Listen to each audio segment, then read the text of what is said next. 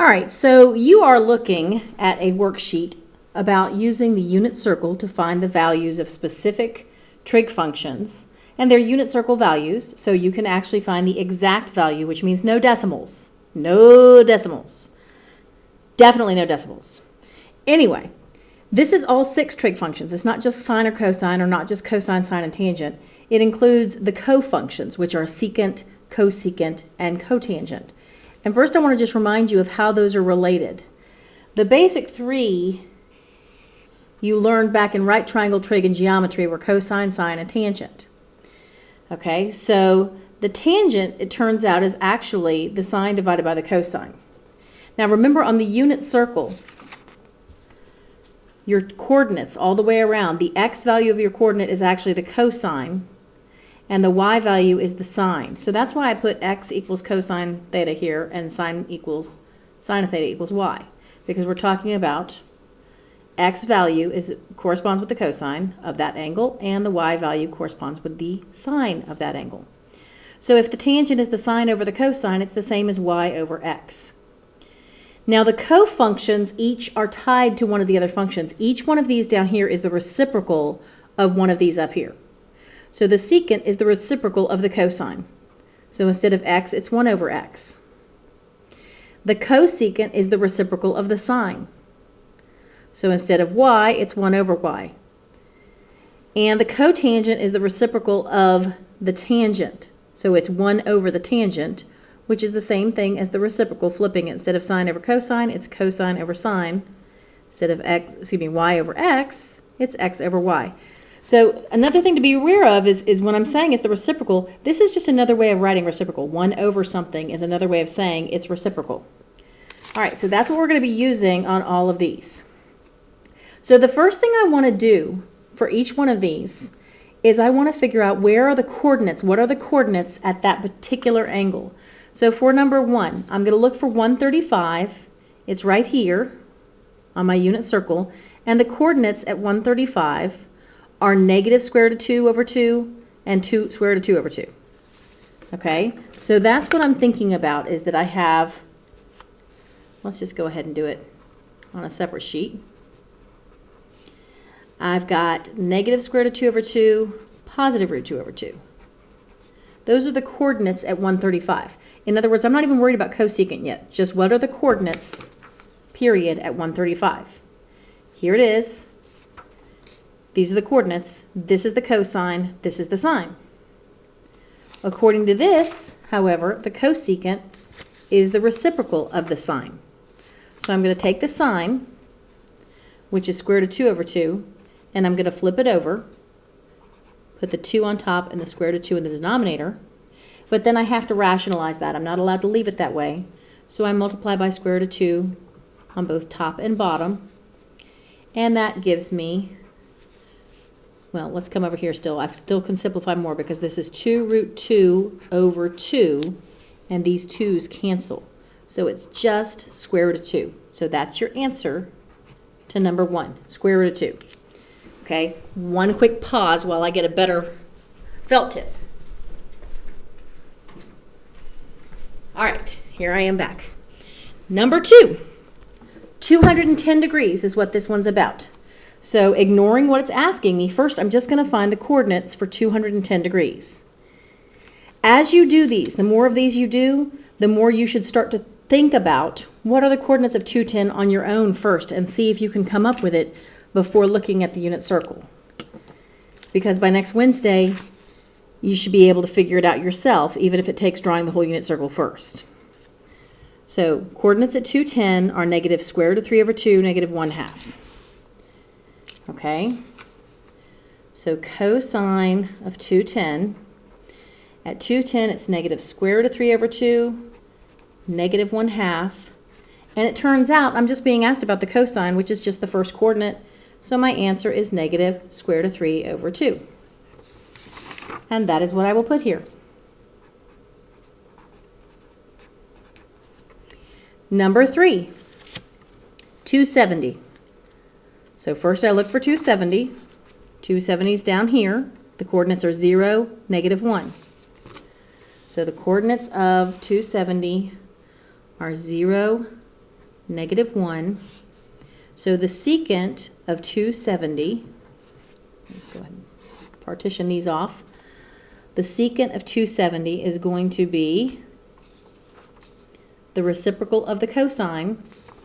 So I'm going to take the cosine and flip it over. How am I supposed to flip over something that's not a fraction?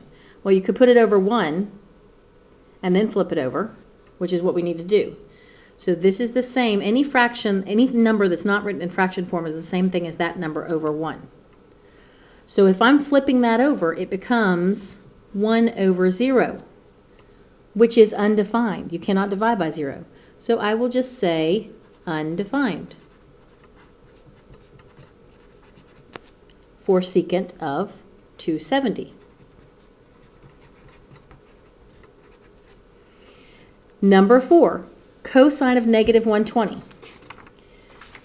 Okay, negative 120 is going to be, here's negative 90.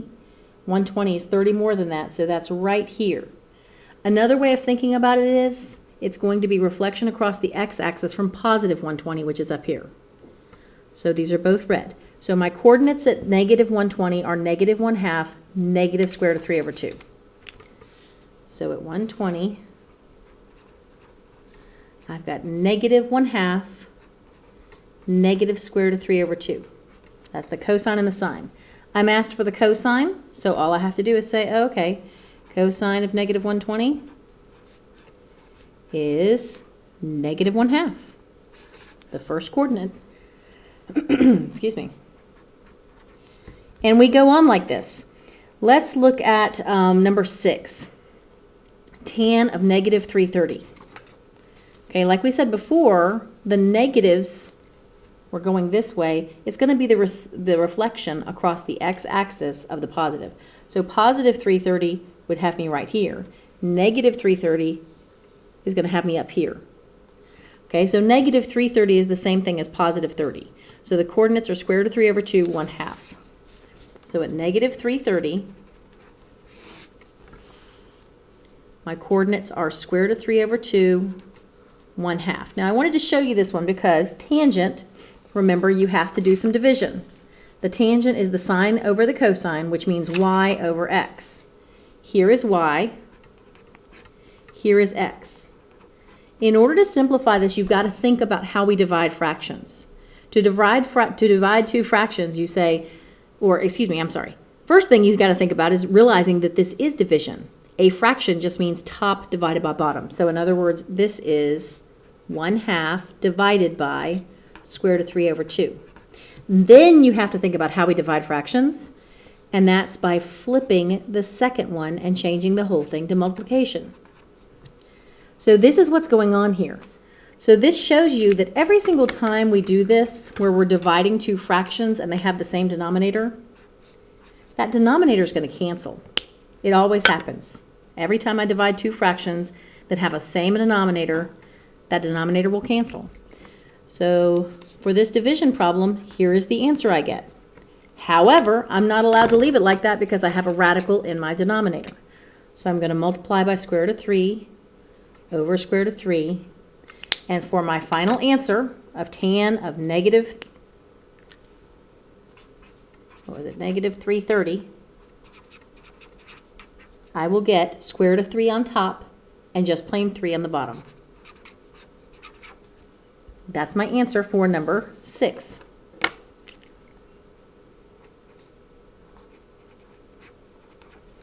Okay, and you can go on like this. Let's do cosecant of negative 150. Okay, negative 150 means I'm going this way, 150 degrees, which means 30 before I get to 180. Also, you can think about positive 150s here. It's a direct reflection across the x-axis. So negative 150 has coordinates negative square root of 3 over 2, negative 1/2. So for negative 150, let me get a new piece of paper. At negative 150, we said it's negative square root of 3 over 2, negative 1/2.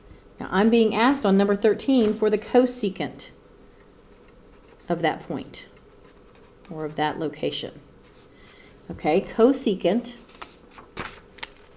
is the reciprocal of the sine right here. So that's 1 over the y, which means just flip over the y value. Reciprocal of 1/2 is 2. It stays negative. So you could just say -2. So this is -2. How about tan of 7 pi over 4? Okay, positive, here's 4 pi over 4, 5 pi over 4, 6 pi over 4, 7 pi over 4. The coordinates at 7 pi over 4 are positive square root of 2 over 2, negative square root of 2 over 2. So I'm just going to jot those over here. Positive square root of 2 over 2, negative square root of 2 over 2. Okay, if I'm doing the tan, that's the sine over the cosine. Remember, the sine is the second coordinate, the cosine is the first coordinate. So I'm dividing this number by this number. So let's go ahead and do that. So the tan of 7 pi over 4 is the sine value divided by the cosine value. Okay, what did we say would happen if we had common denominators and we're dividing the fractions? These 2's are going to cancel out. Just in case you don't believe me, I'm going to go ahead and work it out as if I didn't know that. So this is a fraction divided by a fraction. So negative square root of 2 over 2 divided by square root of 2 over 2. That's the same thing as negative square root of 2 over 2 times, and then we flip the second one over, and it's this. So do you see how those two denominators cross cancel? You'll have a 2 on the top and a 2 on the bottom. They can cancel out. Now what's happening here is I have negative square root of 2 on top and positive square root of 2 on the bottom. Anytime you have a number over itself, that equals 1. It's still negative though. So tan of 7 pi over 4 is -1. All right, one last one. How about secant of -60? Secant of -60, -60 is going to be right here. It's the reflection across the x-axis from positive 60. So the coordinates at -60 are 1/2 and negative square root of 3 over 2. So -60, we're talking 1/2 negative square root of 3 over 2. Which one is this? This is number 24. So secant of -60 is going to be, well, the secant is the reciprocal of the cosine. You're going to have these memorized. So you start trying to think about, do I know what secant goes with? Do I know what cosine goes with? So secant is reciprocal of the cosine. So the secant of -60, excuse me, I'm going to take the cosine and flip it over. Cosine is just 1/2. So when I flip it over, I get 2 over 1, which is just 2. And I hope this is helpful. The key is on the back. You can go ahead and compare answers with, well, you can compare your answers with the key, and then talk to your classmates about any that you have trouble with tomorrow in class.